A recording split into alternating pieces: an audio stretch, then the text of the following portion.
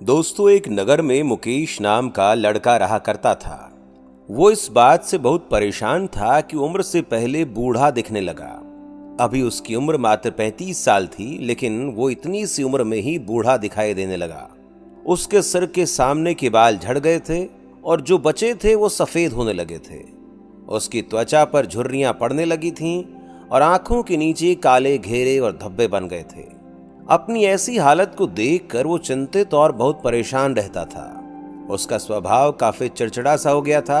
मुकेश के माता पिता और घरवाले भी उसकी इस हालत को देखकर काफी चिंतित रहते थे। मुकेश के पिता ने मुकेश की समस्या का समाधान खोजने की बहुत कोशिश की। उन्होंने बहुत से अनुभवी लोगों से बात की, बहुत से घरेलू नुस्खे अपनाए, कई औषधियों का प्रयोग किया, लेकिन कुछ भी बदलाव नजर नहीं आ रहा था। इस वजह से मुकेश की चिंता दिन प्रतिदिन बढ़ती जा रही थी।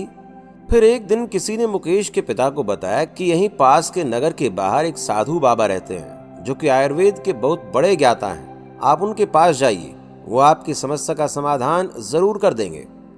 अगली सुबह होते ही मुकेश के पिता मुकेश को लेकर उस जगह पहुंच जाते हैं जहां पर वो साधु महाराज अपने शिष्यों के साथ अपनी कुटिया बनाकर रहा करते थे।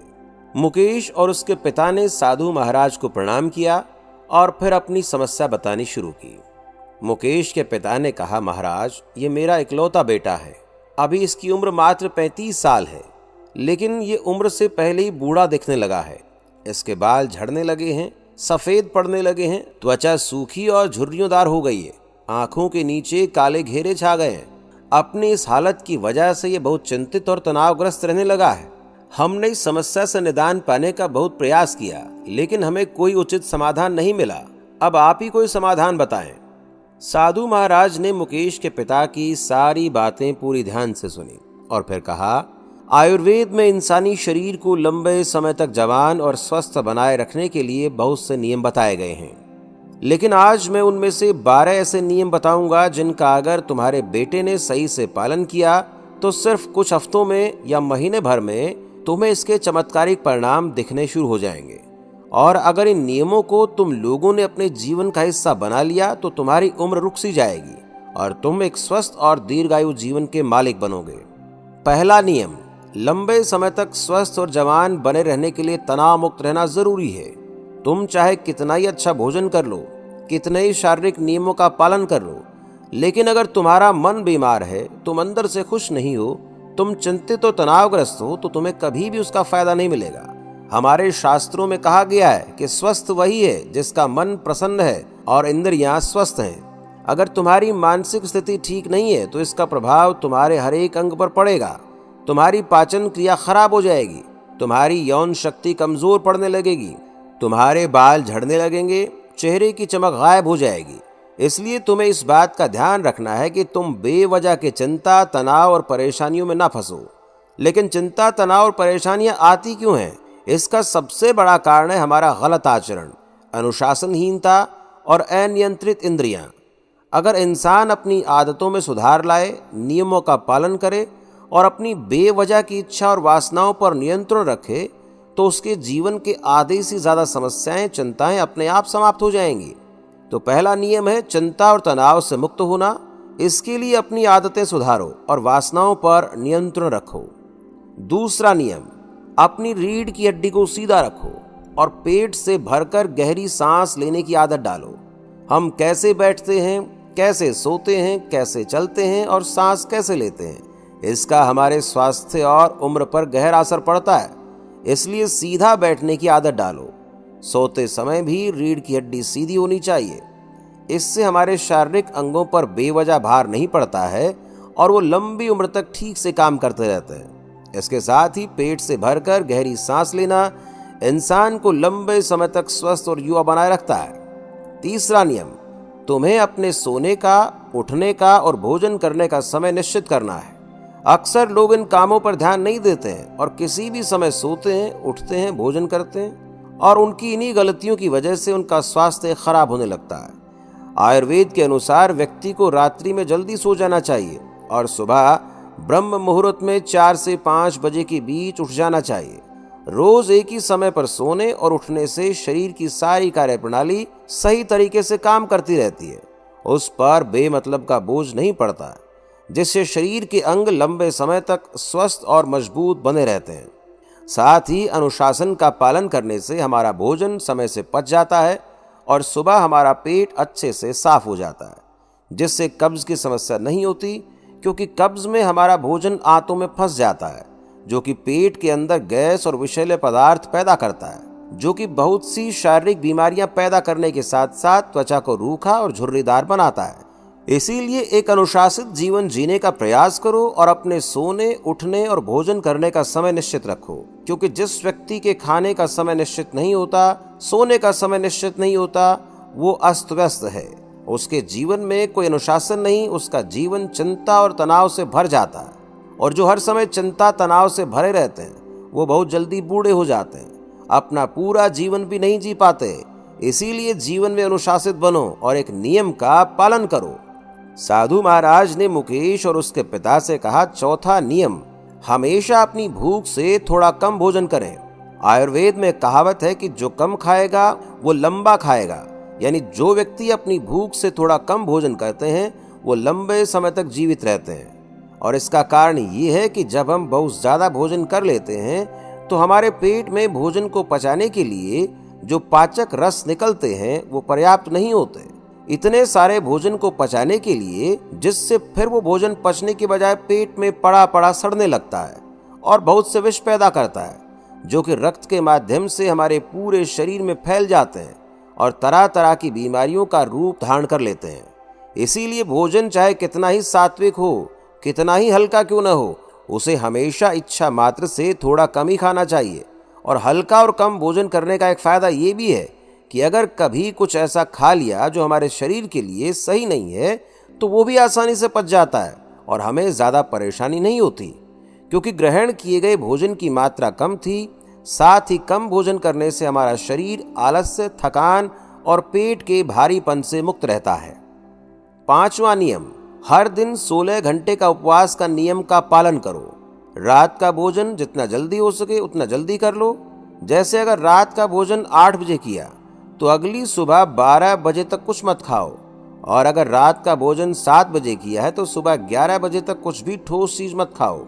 इस 16 घंटे के समय के दौरान तुम नारियल पानी, सब्जी या किसी फल का रस पी सकते हो, लेकिन इस दौरान भोजन मत करो।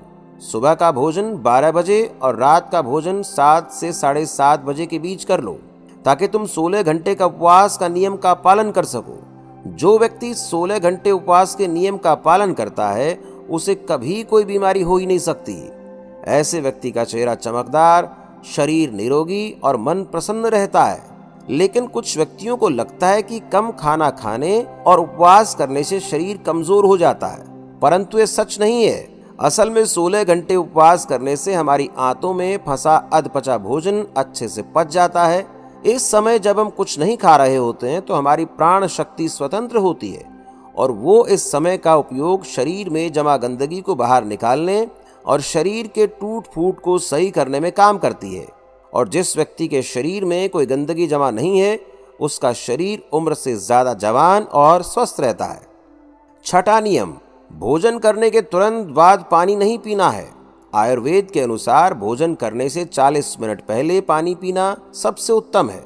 भोजन करने के दौरान अगर जरूरत महसूस हो तो कुछ घूंट पानी पिया जा सकता है, लेकिन भोजन करने के तुरंत बाद पानी पीना जहर पीने के समान है।